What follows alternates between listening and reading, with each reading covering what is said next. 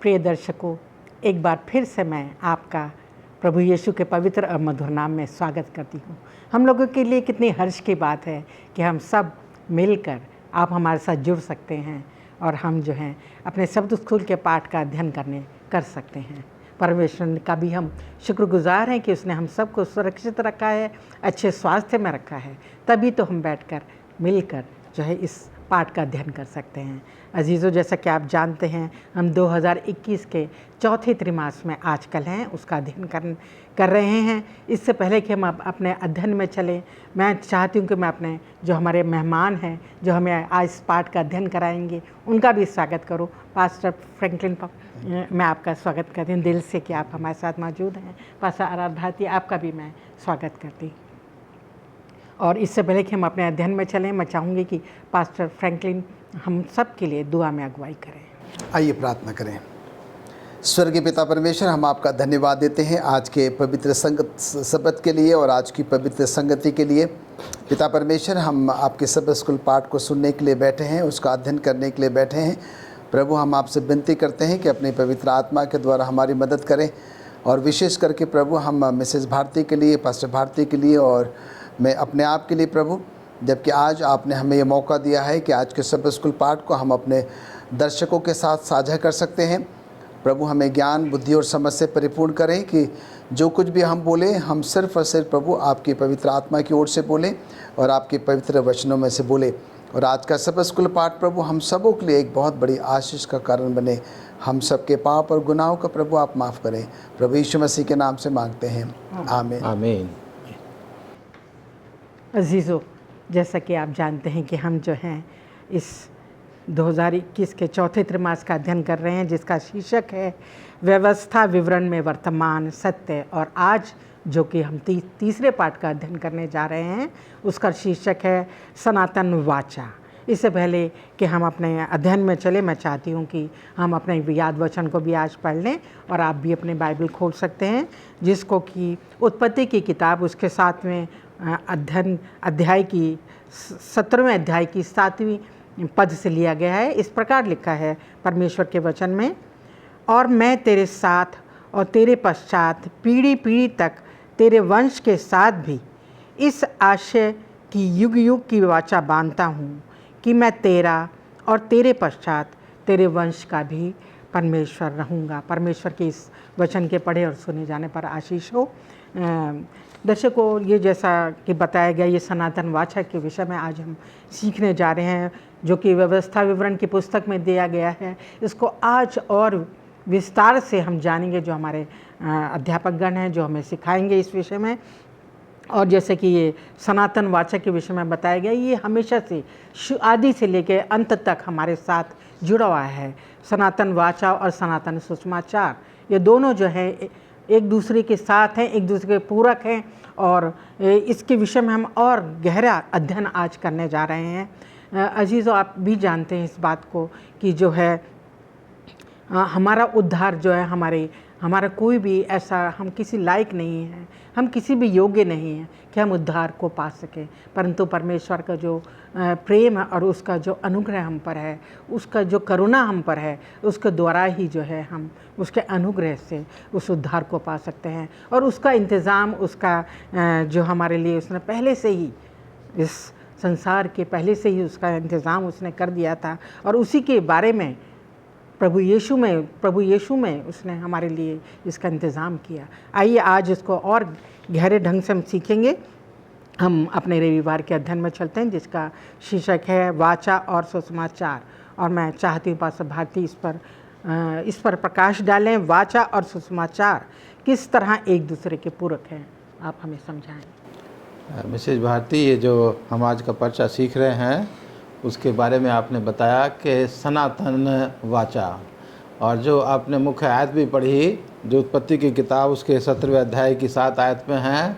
और वो वाचा परमेश्वर ने अब्राहम के साथ बांधी। और उससे पहले भी अगर हम बाइबल में देखते हैं तो उत्पत्ति 7 अध्याय में भी जो है परमेश्वर ने नूह के साथ अपनी वाचा बांधी। और उसने कहा कि तुम मेरे लोग हो, मैं तुम्हें प्यार करता हूँ और मैं तुम्हारे साथ ये वादा करता हूँ, मैं ये वाचा बांधता हूँ कि जैसे नूह के बारे में हम अगर देखें तो नूह के साथ और उसने उसके वंश के साथ उसने ये वाचा बांधी कि मैं अब कभी भी इस दुनिया को पानी से बर्बाद नहीं करूँगा। और अजीजो, जब हम उत्पत्ति उसके 17 अध्याय में आते हैं तो अब्राहम के साथ वाचा बांधी जाती है। और हम जानते हैं अब्राहम के बारे में कि अब्राहम जो था जब उर देश में रहता था तो वहाँ परमेश्वर ने उसको बुलाया और अब्राहम ने परमेश्वर की बात का विश्वास किया और वो अपने परिवार को, अपने अजीज़ों को जो है वो छोड़ कर के केवल अपने परिवार को लेकर के वो वहाँ से निकला। और उसके साथ भी परमेश्वर ने ये वाचा बांधी कि तुम मेरे लोग हो, मैं तुम्हें प्यार करता हूँ और तुम्हें मैं आशीष दूंगा और तुम्हारे द्वारा दूसरे लोग भी जो है वो आशीष पाएंगे। और ये वाचा जो है तुम्हारे साथ ही नहीं बल्कि तुम्हारी आने वाली पीढ़ी के साथ और दुनिया के तमाम लोगों के साथ, तमाम भूमंडल के साथ जो है परमेश्वर ने ये वाचा अब्राहम के द्वारा मेरे और आपके साथ भी बांधी है। यहाँ गलतियों की किताब में अगर मैं पढ़ूँ तो यहाँ 3रा अध्याय, गलतियों की किताब उसके 3रा अध्याय की 6ठी आयत से लेकर के 9 आयत तक यहाँ लिखा है, अब्राहम ने तो परमेश्वर पर विश्वास किया और उसके लिए यह धार्मिकता गिनी गई। अतः ये जान लो कि जो विश्वास करने वाले हैं वे ही परमेश्वर की संतान हैं। जो विश्वास करने वाले हैं वे ही परमेश्वर की संतान हैं। और पवित्र शास्त्र ने पहले ही से जानकर कि परमेश्वर अन्य जातियों को विश्वास से धर्मी ठहराएगा, पहले ही से अब्राहम को ये सुसमाचार सुना दिया, तुझ में सब जातियां आशीष पाएंगी। इसलिए जो विश्वास करने वाले हैं वो विश्वासी अब्राहम के साथ आशीष पाते हैं। तो ये वाचा परमेश्वर ने अब्राहम के साथ बांधी कि उसने परमेश्वर की बात का विश्वास किया। और अब परमेश्वर यहाँ कह रहा है कि जो अब्राहम की संतान हैं, जो अब्राहम की संतान होना चाहते हैं, उनको परमेश्वर में विश्वास करना है। और जो विश्वास करते हैं वो जो हैं वो धर्मी ठहराए जाते हैं। और जो लोग विश्वास करते हैं उनके द्वारा दूसरे लोग भी जो हैं वो आशीष पाते हैं। तो अजीजो, यहाँ पर वाचा और सुसमाचार दोनों को जो है यहाँ पर एक दूसरे का पूरक रखा है कि परमेश्वर ने जो है वाचा बांधी और उसने जो है ये शुभ संदेश भी दिया कि तुम्हें विश्वास करना है जो कुछ मैं तुम्हें करने के लिए कह रहा हूँ, और जो मैं तुमसे कहता हूँ तुम्हें वैसा ही करना है। और विश्वास के द्वारा धार्मिकता गिनी गई, विश्वास के द्वारा उद्धार जो है वो प्राप्त हुआ।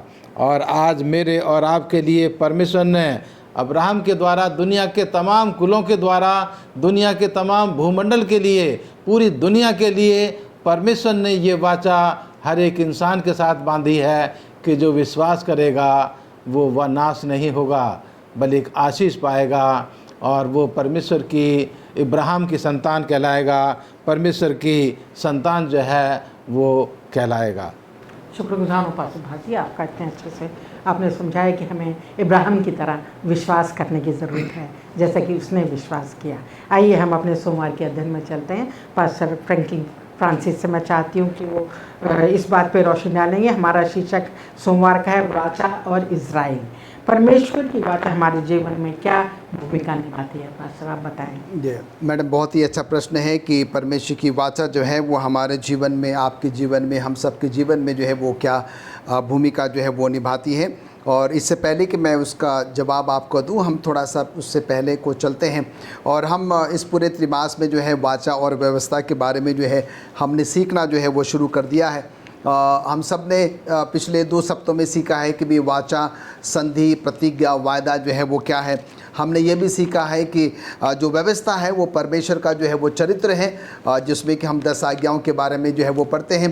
पहली जो 5 आज्ञा हैं वो हमारा और परमेश्वर के बीच का जो संबंध है, जो कर्तव्य है, उसके बारे में हमें बताता है, दर्शाता है। और उसके बाद 6 से लेकर 10 तक जो है मनुष्य के प्रति मनुष्य का जो है जो फ़र्ज़ क्या है, कर्तव्य क्या है, उसके बारे में जो है बातचीत जो है वो हम करते हैं। और हम यहाँ पर देखते हैं कि अभी पास्टर भारती ने हमें जो है ये बताया कि कैसे परमेश्वर ने अब्राहम के साथ वाचा बांधी, कैसे परमेश्वर ने जो है नूह के साथ जो है वो वाचा जो है वो बांधी है। अब सोमवार के पाठ में हम यहाँ पर देखते हैं कि परमेश्वर क्या कर रहा है कि इज़राइल के साथ जो है वो क्या एक वाचा जो है वो बांध रहा है। और हम देखते हैं कि इज़राइल जो है एक चुना हुआ कौम है, चुने हुए जो है लोग हैं। परमेश्वर जो है इनको बहुत ज़्यादा क्या करता है वो पसंद करता है। और परमेश्वर जो है उनके साथ एक वाचा, एक संधि, एक वायदा, एक प्रतिज्ञा जो है वो करता है कि अगर तुम जो है तुम्हारा घराना, तुम्हारे जो लोग हैं, और तुम क्या करोगे, अगर मेरी व्यवस्था का पालन करोगे, मेरी आज्ञा का जो है वो पालन करोगे, तो मैं तुम्हें क्या करूँगा, बहुत बहुत ऐसे आशीष दूंगा। न सिर्फ तुम्हें, पर मैं तुम्हारे संपूर्ण घराने को आशीष दूंगा, और मैं तुम्हारी हर एक कमी घटी को क्या करूंगा, पूरी करूंगा। तुम्हारे डेरे के अंदर कोई रोग या कोई बीमारी जो है वो नहीं आ सकेगी। और हम यहाँ पर देखते हैं कि परमेश्वर ने जो कुछ भी कहा है और परमेश्वर ने क्या किया, उसको पूरा भी किया है। हम आगे को बढ़ते हैं, हम देखते हैं कि परमेश्वर ने अब्राहम से, इसहाक से और याकूब से भी क्या किया, वाचा जो है वो बांधी है। अब सवाल ये उठता है कि भाई ये वाचा जो है वो कौन सी है। और हम यहाँ पर देखते हैं कि ये वाचा, अगर हम थोड़ा सा पहले जाएं, आदि में अगर हम जाएं, तो वहाँ पर हम देखते हैं कि हमें ये बताया गया है कि पृथ्वी के आरंभ से ही जो है ये तय कर लिया गया था, ये निर्णय कर लिया गया था कि जिस दिन क्या होगा कि मानव जाति, मनुष्य जो है वो शैतान से हार जाएगा या पराजित हो जाएगा, तो यीशु मसीह जो है वो क्या करेगा, मानव जाति के लिए जो है एक जमानतदार बन के, एक वकील बनकर, एक मध्यस्थ बनकर क्या करेगा, वो जो है वो सामने आएगा। और हम यहाँ पर देखते हैं कि मसीह उस बात से वो सहमत था। और जब समय पूरा हुआ तो हम यहाँ पर देखते हैं कि जब मनुष्य ने पाप किया, मसीह सामने आया और अपने उस वाचा को जो है उसने क्या करी, पूरी करी। और हम यहाँ पर देखते हैं कि जो मृत्यु, जो मौत हमने और आपने सहनी थी, वो प्रभु यीशु मसीह ने क्या कर ली, उस क्रूस पर जो है वो सह ली। और हम यहाँ पर देखते हैं उस क्रूस पर जो है प्रभु यीशु मसीह जो है अपने पिता से कहते हैं कि पूरा हुआ। इसका मतलब हम यहाँ पर देखते हैं कि जो काम परमेश्वर ने प्रभु यीशु मसीह को दिया था, उस काम को प्रभु यीशु मसीह ने क्या किया, पूरा किया। और हम यहाँ पर देखते हैं कि मिसेस एलन जी वाइट जो है वो योग की जो चाह है, जिसको हम अंग्रेजी में डिज़ायर ऑफ एजेस कहते हैं, पेज नंबर 834 में वो लिखती हैं कि प्रभु यीशु मसीह जो है अब परमेश्वर से कहते हैं कि परमेश्वर, प्रभु जो काम तूने मुझको दिया था उस काम को मैंने पूरा किया है, और अब मैं चाहता हूँ कि अगर तू मेरे काम से खुश है तो मैं तुझसे ये निवेदन करता हूँ, विनती और प्रार्थना करता हूँ कि जिन्हें तूने मुझे दिया है, और तू क्या कर, उनको मेरे साथ रहने का जो है वो मौका दे कि मैं उनके साथ रह सकूं और वो जो है वो मेरे साथ रह सके। तो हम यहाँ पर देखते हैं कि परमेश्वर अपने प्रतिज्ञा का, अपने वाचा का जो है वो बहुत पक्का है। जब जब उसने बोला है और उसने क्या किया, अपनी प्रतिज्ञाओं को जो है मैडम वो पूरा किया। और हम यहाँ पर देखते हैं कि वाचा जो है हम सबके जीवन में एक बहुत ही वाचा है, व्यवस्था है, एक बहुत ही महत्वपूर्ण भूमिका क्या करती है वो मैडम निभाती है। शुक्रगुजार हूँ पास्टर फ्रैंकलिन आपका। ये सही है कि परमेश्वर कितना वफादार है, हमेशा अपनी प्रतिज्ञाओं को पूरा किया है। पर जो मानव जाति है वो अपने उस पर टिकती नहीं है और जो है भटक जाती है बार बार। परंतु ये आज हमें फिर से सिखाया जाता है कि नहीं, हमें परमेश्वर से लगे रहना है और उस पर भरोसा रखना है। आइए हम अपने मंगलवार के अध्ययन में चलते हैं, जिसका शीर्षक है वाचा की पुस्तक। और पास्टर भारती से चाहती हूँ कि इस बात पे प्रकाश डालें कि परमेश्वर की वाचा का आज हमारे जीवन में क्या महत्व है। जैसा कि हम आज परमेश्वर की वाचा के बारे में सीख रहे हैं, उसके सनातन सुसमाचार के बारे में सीख रहे हैं, तो यहाँ पर मैं अपने दर्शकों को बताना चाहता हूँ कि जिस किताब का हम अध्ययन कर रहे हैं, व्यवस्था विवरण की किताब का, इस पूरे तिमाही में हम लोग जो है इस किताब को सीख रहे हैं। और इस किताब को ज़्यादातर बाइबल के जो विद्वान हैं वो इसको वाचा की पुस्तक के नाम से इसको जानते हैं और कहते हैं कि ये व्यवस्था विवरण की किताब जो है ये परमेश्वर की वाचा की किताब है। और इसमें जो है परमेश्वर ने अपनी वाचा को बार बार दोहराया है, और जो उसने अपने लोगों के साथ वाचा बांधी, वो जैसे हमने पिछले सोमवार के पर्चे में भी सीखा कि उसने अब्राहम के साथ ही नहीं बल्कि उसकी आने वाली पीढ़ियों के लिए और दुनिया के तमाम लोगों के साथ परमेश्वर ने ये वाचा बांधी है। तो इसका यही महत्व है कि परमेश्वर ने ये वाचा हर एक इंसान के साथ बांधी है। और यहाँ जो है अगर हम व्यवस्था विवरण की किताब उसके 4 अध्याय की 13 और 14 आयत को यहाँ पढ़ें, तो लिखा है, और उसने तुमको अपनी वाचा के 10 वचन बताकर उनके मानने की आज्ञा दी और उन्हें पत्थर की 2 पट्टिकाओं पर लिख दिया। और मुझको यहोवा ने उसी समय तुम्हें विधि और नियम सिखाने की आज्ञा दी, इसलिए कि जिस देश के अधिकारी होने को तुम पार जाने पर हो, उसमें तुम उनको माना करो। ये आयत जो हमें बताती है कि मूसा नबी जो हैं वो अपनी कौम को जो है वो मिस्र देश से निकाल करके लाते हैं, और जब वो रास्ते में होते हैं सीने पर्वत पर परमेश्वर जो है मूसा को अपनी इन वाचाओं को, जिसको हम 10 हुक्म भी कहते हैं, इन 10 हुक्मों को परमेश्वर जो है वो अपने लोगों के लिए देता है कि ये मेरे नियम हैं, ये मेरी वाचा है, ये मेरे वादे हैं तुम्हारे साथ, और तुम्हें जो है इन वायदों के मुताबिक, इन वचनों के मुताबिक उस देश में और इस सफ़र में भी इन वचनों को अपने जीवन में इनका पालन करना है। और इसलिए मूसा नबी जो कहता है कि परमेश्वर ने जो है मुझे इन नियमों को दिया है जिससे कि मैं आप लोगों को इन नियमों को सिखाऊं, आपको इन नियमों के बारे में पढ़ाऊं, और जिस जगह में तुम जा रहे हो, जिस देश में परमेश्वर हमें लेकर के जा रहा है, उस देश में भी हम जा कर के इन नियमों का, इन वाचाओं का हम लोग जो हैं वो पालन करें।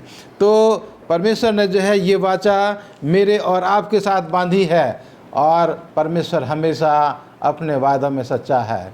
अगर मैं याद करता हूँ कि निर्गमन की किताब उसके 12वें अध्याय को अगर आप पढ़ेंगे तो परमेश्वर ने जो है मिस्र देश से अपनी कौम को निकालने से पहले उनको नियम दिया कि तुम जो है एक मेमने का खून अपने घर की चौखट के दोनों अगलों पर, दरवाजे के दोनों किनारों पर जो है ऊपर तुम उनको लगाना, और रात को जो है मौत का फरिश्ता जब आएगा और जिस दरवाजे पर वो खून का निशान देखेगा उसका पहलौठा जो है वो बचा रहेगा, लेकिन जिस दरवाजे पर खून का निशान नहीं होगा उसका पहलौठा जो है वो मर जाएगा। ये परमेश्वर ने उनके साथ वादा किया, और हम जानते हैं कि परमेश्वर अपने उस वायदे में सच्चा रहा। निर्गमन की किताब के 12वें अध्याय को हम जब पढ़ते हैं तो जिन लोगों ने परमेश्वर के कहने के अनुसार विश्वास करके वो जो है काम किया तो उनका पहलौठा बचा रहा। आज भी मेरे और आपके लिए परमेश्वर की इस वाचा का यही महत्वपूर्ण महत्व है कि अगर हम परमेश्वर के वचनों के अनुसार, परमेश्वर की वाचा के अनुसार हम अपने जीवन में चलते हैं तो परमेश्वर हमें आशीष देगा और हमारी अगुवाई करेगा, और हमारे द्वारा दूसरे लोग भी आशीष पाएंगे। शुक्रगुजार हूँ पास्टर भारती आपका कि आपने हमें इतने अच्छे से ये सब सिखाया। आइए हम बुधवार के अध्ययन में चलते हैं जिसका शीर्षक है उसके खास लोग, और मैं चाहती हूँ पास्टर फ्रैंकलिन हमें सिखाएं, हमारे दर्शकों को भी समझाएं परमेश्वर ने इज़राइल राष्ट्र को क्यों बुलाया। हम बुधवार के पाठ में हैं और जिसका शीर्षक है उसके खास लोग। और अभी तक जो है मैडम हमने रविवार, सोमवार और मंगलवार के पाठ में जो है यही सीखा है कि ये जो इजरायली जो लोग हैं, ये जो राष्ट्र हैं, परमेश्वर का जो बहुत ही चहेता राष्ट्र है, चहेते लोग हैं। और इसके लिए हम देखते हैं कि बुधवार के पाठ में उनको खास लोगों की संज्ञा जो है वो दी जाती है। और जैसे कि हम सब जानते हैं कि ये लोग जो है वो चुने हुए लोग हैं, अलग किए हुए जो है वो लोग हैं। एक ऐसा राष्ट्र है जिसको कि परमेश्वर बहुत ज़्यादा क्या करता है, वो प्रेम करता है और उनको जो है वो बचाना भी जो है वो चाहता है। और हम ये भी देखते हैं, हमने ये पढ़ा भी है, जानते भी हैं कि ये जो इज़राइल जो राष्ट्र है वो चारों तरफ से जो है कुछ ऐसे राष्ट्रों से, कुछ ऐसे साम्राज्यों से जो है वो घिरा हुआ है जहाँ पर कि बहुत कुछ ऐसा घृणित या बहुत कुछ ऐसा गलत काम जो है वो देखा जा सकता है। और हम यहाँ पर देखते हैं कि कुछ ऐसे उदाहरण हैं जहाँ पर कि कुछ ऐसे घृणित काम वहाँ पर हुआ करते थे, जो कि बुत परस्ती है, बहुदेववाद है, जहाँ पर कि बहुत सारे देवी देवताओं की जो है वो उपासना की जाती है, बाल बलि है, और उसकी बाद मूर्ति पूजा है और कई ऐसे घृणित काम थे जो कि इन आसपास के राज्यों में जो है हुआ करते थे, जहाँ पर कि ये हमारे लोग इजरायली लोग जो है वो रहा करते थे। और हम यहाँ पर देखते हैं कि क्या हम और आप ऐसे कल्पना कर सकते हैं कि क्या ऐसा कोई राष्ट्र हो सकता है, क्या कोई ऐसा धर्म हो सकता है जहाँ पर कि माँ बाप जो है स्वयं अपने बच्चों की क्या करे, बलि चढ़ाए। तो कहने का तात्पर्य यहाँ पर यह है कि ये बहुत ही ऐसे गलत काम, घृणित काम जो है वो जहाँ पर हुआ करते थे। और परमेश्वर जो है इस बात से बहुत ज़्यादा चिंतित था, क्योंकि परमेश्वर ये जो लोग हैं, परमेश्वर के जो चुने हुए लोग हैं, उनको पता है कि ये लोग जो है उनके साथ उठना बैठना चलना फिरना करते हैं। और कई बार ऐसा होगा कि ये लोग क्या होंगे, उनके बहकावे में जो है वो आ जाएंगे। और इसलिए परमेश्वर उनको सावधान करना चाहता है, सचेत करना चाहता है, समझाना और चेतावनी देना मांगता है कि तुम क्या करो, अपने आप को इनसे जो है वो बिल्कुल भी जो है वो अलग जो है वो कर लो। और हम यहाँ पर देखते हैं कि परमेश्वर ने उनको ये बताया है कि कैसे जो है वो क्या कर सकते हैं कि अपने आप को जो है इनसे जो है वो अलग जो है वो कर सकते हैं। और हमने जो है यहाँ पर ये भी सीखा है कि परमेश्वर की ये जो वाचा है, परमेश्वर की जो व्यवस्था है, जो उनके साथ क्या कर रहा है, परमेश्वर ने जो है वो किया है। और परमेश्वर जो है बार बार इनको वही समझाते आ रहा है कि अगर तुम जो है इनके साथ उठना बैठना जो है गलत काम में अगर तुम शामिल हो जाते हो, तो तुमको जो है मेरे उस क्रोध का क्या करना पड़ेगा, सामना जो है वो करना पड़ेगा। तो परमेश्वर जो है उसके बारे में क्या कहता है, मैं परमेश्वर के वचन में व्यवस्था विवरण उसका 18वां अध्याय और उसकी 9 आयत से जो है मैं जल्दी से आपके सामने जो है वो पढ़ना चाहता हूँ, जो कि मैडम ये बुधवार के पाठ का जो है वो निचोड़ होगा। यहाँ लिखता है कि जब तू उस देश में पहुँचे तो तेरा परमेश्वर यहोवा तुझे देता है, वो वहाँ की जातियों के अनुसार घिनौना काम करना न सीखना। तुझ में कोई ऐसा ना हो जो अपने बेटे या बेटी को आग में होम करके चढ़ाने वाला, या भावी कहने वाला, या शुभ अशुभ मुहूर्तों का मानने वाला, या टोना या तांत्रिक या बाजीगर या ओझे से पूछने वाला, या भूत साधने वाला या भूतों का जागने वाला हो, क्योंकि जितने ऐसे ऐसे काम करते हैं वे सब यहोवा के सम्मुख घृणित हैं। और इन्हीं घृणित कामों के कारण तेरा परमेश्वर यहोवा उनको तेरे सामने से निकालने पर है, तू अपने परमेश्वर यहोवा के सम्मुख क्या हो जाए, सिद्ध बना रहे। तो हम यहाँ पर देखते हैं क्योंकि परमेश्वर जानता है कि ये लोग जो है इनके साथ चारों तरफ से घिरे हुए हैं, और इसीलिए वो उनसे कह रहा है कि तुम इनके साथ रहते ज़रूर हो, पर तुम्हें बहुत ही सावधान और सचेत होने की ज़रूरत है। तुम्हें वो सब काम जो है बिल्कुल भी नहीं करना है जो मुझे क्या करेंगे, दुखी करेंगे या नाराज़ जो है वो करेंगे।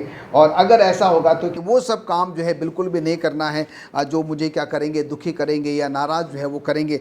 और अगर ऐसा होगा तो क्या होगा, फिर मैं तुम्हें क्या करूँगा, जो है वो सज़ा दूँगा। हम देखते हैं कि परमेश्वर जो है हमसे बहुत प्रेम करता है। परमेश्वर उन प्राचीन इजरायलियों से भी बहुत प्रेम करता है, और इसलिए क्या है कि वो बार बार उनको सजाता है, समझाता है, बताता है, चिताता है कि तुम क्या करो, अपने आप को जो है वो एक बेहतर इंसान, एक बेहतर मसीह बनाने के लिए प्रयासरत रहो। कोई ऐसा काम ना करो जिससे क्या हो कि खुदा को जो है वो दुख पहुँचे। ऐसी लोगों के बीच में रहते हैं और हमें इन बातों से बचना है जो हमारे परमेश्वर को पसंद नहीं। आइए हम गुरुवार के अध्ययन में चलते हैं जिसका शीर्षक है अन्य स्वरूप। और मैं चाहती हूँ पास्टर भारती आप इस बात को बताएं कि परमेश्वर हमें अपनी वाचों को समझाने के लिए बहुत ही एक करीबी रिश्ते का प्रयोग करता है। क्यों वो जो है इतने अच्छे और एक करीब रिश्ते का बता के हमारे साथ वो उसका इस्तेमाल कर रहा है। जो मिसेज भारती आपने यहाँ पर सवाल पूछा है कि परमेश्वर ने जो है अपने लोगों के साथ वाचा बांधी है, सनातन सुसमाचार दिया है, और ये इसलिए दिया है क्योंकि परमेश्वर अपने लोगों को प्यार करता है। और उस प्यार के संबंध को दिखाने के लिए परमेश्वर यहाँ कई स्वरूपों का, कई छवियों का, कई प्रतीकों का यहाँ जो है वो इस्तेमाल करता है, क्योंकि परमेश्वर चाहता है कि मेरे लोग जो हैं वो मेरे इस प्रेम संबंध को अच्छी तरह से जो है वो समझ लें। और यहाँ अगर हम स्वरूपों का जिक्र करें तो यहाँ व्यवस्था विवरण की किताब उसके 8वें अध्याय की यहाँ 5वीं आयत में जो है इस एक स्वरूप का यहाँ पर जिक्र किया गया है। यहाँ लिखा है कि फिर अपने मन में ये विचार कर कि जैसा कोई अपने बेटे को ताड़ना देता है, वैसे ही तेरा परमेश्वर यहोवा तुझको ताड़ना देता है। तो यहाँ परमेश्वर जो है कह रहा है कि हे मेरे जन, तू अपने मन में ये विचार कर और ये सोच के जिस तरह से एक पिता जो है वो अपने पुत्र को प्यार करता है, मैं वैसे ही तुम्हें प्यार करता हूँ। और अगर बाप का बेटा जो है वो गलती करता है तो बाप जो है अपने बेटे को ताड़ना भी देता है। तो यहाँ परमेश्वर जो है इस प्रतिबिंब का, इस स्वरूप का यहाँ जिक्र कर रहा है कि मैं तुम्हारा परमेश्वर हूँ, मैं तुम्हारा पिता हूँ और मैं तुम्हें अपना पुत्र होने के नाते तुम्हारी गलती के लिए मैं तुम्हें ताड़ना भी देता हूँ। अजीजों, यहाँ जो है पिता और पुत्र के संबंध के द्वारा परमेश्वर अपने इस प्यार को वो गहराई के साथ हमारे दिलों में उतारना चाहता है, हमें समझाना चाहता है। और परमेश्वर जो कहता है, यहाँ पर कह रहा है कि तुम मेरे बेटे और बेटियां हो। और परमेश्वर के यहाँ पर बता रहा है कि तुम मेरी निज प्रजा हो, तुम मेरी निज प्रजा हो, तुम मेरे जो है अंश हो। और यहाँ अगर हम ये मत्ती की किताब में भी देखें तो 28 अध्याय की 10 आयत में लिखा है कि मरियम को जो है परमेश्वर कहता है कि मैं मेरे जो चेले हैं जिनको मैं भाई की तरह मानता हूँ, तो मेरे भाइयों से जाकर के कह दो कि वो जो है मुझे गलील में मिलें। तो यीशु मसीह जी उठने के बाद भी अपने लोगों को, अपने चेलों को जो है वो भाई कह करके पुकारता है। परमेश्वर जो है नए नियम में पौलुस रसूल भी इस बात का जिक्र करता है कि परमेश्वर मुझे और आपको अपना दोस्त जो है वो समझता है। तो यहाँ ये तमाम स्वरूप हैं जिसमें परमेश्वर जो है वो अपनी कौम के लिए, अपने लोगों को जो है वो अपने प्यार को समझाना चाहता है। और पहला पत्रस के 2 अध्याय की 9 आयत में परमेश्वर कहता है कि तुम मेरा एक चुना हुआ समाज हो, तुम जो हो मेरे राजपद अधिकारी हो, तुम जो है मेरे लिए याजकों का समाज हो, और तुम जो मेरे पवित्र लोग हो, और तुम परमेश्वर की निज प्रजा हो। तो इन तमाम स्वरूपों का परमेश्वर जो है यहाँ पर जिक्र करता है और वो चाहता है कि उसके लोग जो हैं उसके इस प्रेम को, इस प्यार को, इस मोहब्बत को वो गहराई के साथ सीख लें और जान लें, और मेरा जो है दिल से आदर और सम्मान करें, और मेरे कहने के मुताबिक, मेरी वाचा के मुताबिक, मेरे वादों के मुताबिक, मेरे सनातन सुसमाचार के मुताबिक अपने जीवन को इस दुनिया में व्यतीत करें, और मैं उन्हें स्वर्गीय राज्य में, एक नए देश में उनको लेकर के जाऊंगा। धन्यवाद पास्टर भारती, आपका। कितने अच्छी बातें हैं जब हम ये बातों को सुनते हैं कि हमारा परमेश्वर हमें अपनी संतान कह के पुकारता है ताकि वो अपने प्यार को जो हमसे करता है उसको दिखा सके। आइए हम जो हैं शुक्रवार के अध्ययन में चलते हैं, और मैं चाहती हूँ कि पास्टर फ्रैंकलिन हमें समझाएं परमेश्वर हमसे क्या चाहता है। देखिए, बहुत ही अच्छा प्रश्न है मैडम। और आज के पूरे सब स्कूल पाठ का जो सार है, जो निचोड़ है, जब हम वाचा के बारे में, व्यवस्था के बारे में जो है वो सीख रहे हैं, और हम देखते हैं कि वाचा के बारे में, व्यवस्था के बारे में सीखने के बाद जो है अब एक बहुत बड़ा सवाल है कि भाई परमेश्वर हम सबसे चाहता क्या है। और हम यहाँ पर देखते हैं कि सबसे पहली बात जो है परमेश्वर हम सबसे जो है वो 100% जो है वो समर्पण जो है वो चाहता है। परमेश्वर बिल्कुल भी नहीं चाहता है कि हम जो है वो 2 नाव में जो है क्या करें, यात्रा करें या जो है वो सफ़र करें। परमेश्वर नहीं चाहता है कि हम जो है वो परमेश्वर के साथ भी रहें और हम जो है वो संसार के साथ भी जो है वो रहें। तीसरी बात जो हम यहाँ पर देखते हैं कि परमेश्वर बिल्कुल भी नहीं चाहता है कि हम वो जो गलतियाँ जो हमारे पितरों ने, बाप दादों ने, प्राचीन इजराइलियों ने जो है वो की हैं, हम क्या करें, उसको जो है वो दोहराएं। पर परमेश्वर ये ज़रूर चाहता है कि जो गलतियां जो हैं उन लोगों ने करी हैं और उसका क्या प्रतिफल हुआ है, उसका क्या निष्कर्ष निकला है, उससे हम क्या करें, एक बहुत बड़ा सबक जो है वो लें। और चौथी बात हम यहाँ पर देखते हैं कि परमेश्वर चाहता है कि हम जो है उसकी व्यवस्था का जो है वो पालन करें, उसकी आज्ञा का जो है वो पालन करें। और जब हम उसकी क्या करेंगे, आज्ञा का पालन करेंगे, तो क्या होगा, परमेश्वर जो है वो बहुत खुश होता है। परमेश्वर हमसे तो बहुत प्रेम करता है। अगर हम ये कहते हैं कि परमेश्वर हम आपसे जो है वो प्रेम करते हैं, तो हमें और आपको क्या करना होगा, होगा, उसकी आज्ञा का जो है वो पालन भी करना होगा। और अगर हम ये कहते हैं कि नहीं मैं तो परमेश्वर से प्रेम करता हूँ, और अगर हम उसकी आज्ञा का पालन नहीं करते हैं, उसकी व्यवस्था का पालन नहीं करते हैं, इसका मतलब जो है हम उससे प्रेम जो है वो नहीं करते हैं। और हमने यहाँ पर देखा है कि जब हम अब्राहम के साथ जो वाचा परमेश्वर ने बांधी थी, जब हम उस वाचा के बारे में अध्ययन करते हैं तो हम उसके अधीन आ जाते हैं।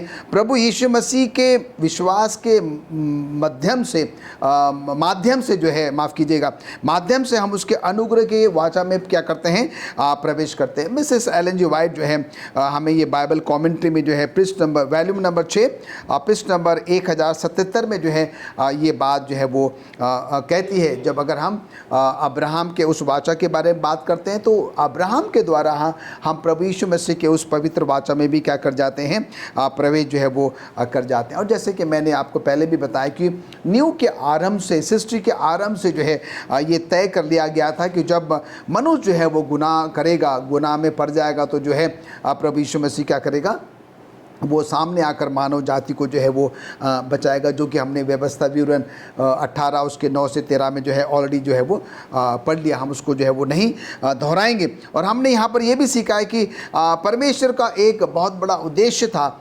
इज़राइल राष्ट्र के लिए, और जिसको कि उसने बुलाया था, उसने उनको चुना हुआ था। और हम यहाँ पर चाहते हैं कि वो कहता है कि वो क्या करे, उसके उस पवित्र वाचा में जो है वो प्रवेश करें। और वो जो पवित्र वाचा में जब वो प्रवेश करेंगे तो क्या होगा, हम भी जो है वो परमेश्वर के समान जो है वो बन जाएंगे। और परमेश्वर जो है वो हम सब उससे यही चाहता है कि हम क्या करें, उसके लिए एक बहुत बड़ी साक्षी बने, एक बहुत बड़ी गवाही जो है वो बने, और हम लोगों को ये बताए कि ये जो पृथ्वी है, ये जो स्वर्ग है, जो कि परमेश्वर ने स्वयं बनाई है, जिसमें कि हम और आप क्या करते हैं, वास जो है वो करते हैं। मूसा भी हम एक और बात याद दिलाना चाहता है, और वो हमको ये बताना चाहता है कि हम क्या करें, इसी क्षण जो है ये निर्णय ले, अपने आप को इतना विश्वास योग्य जो है बनाएं, इतना प्रतिबद्ध जो है वो बनाएं कि हम क्या करें, परमेश्वर के उस सच्चे प्रेम को स्वीकार करें, उसको जो है वो ग्रहण करें, और वो सब कुछ करें जो कि परमेश्वर हमसे और आपसे जो है वो कराना चाहता है, जो परमेश्वर चाहता है कि हम और आप जो है वो करें। और अंत में मैडम, इन सारी बातों का जो निचोड़ है, जैसा मैंने पहले वाक्य में कहा था, परमेश्वर चाहता है कि हम 100% क्या करें, अपने आप को प्रभु को समर्पित करें।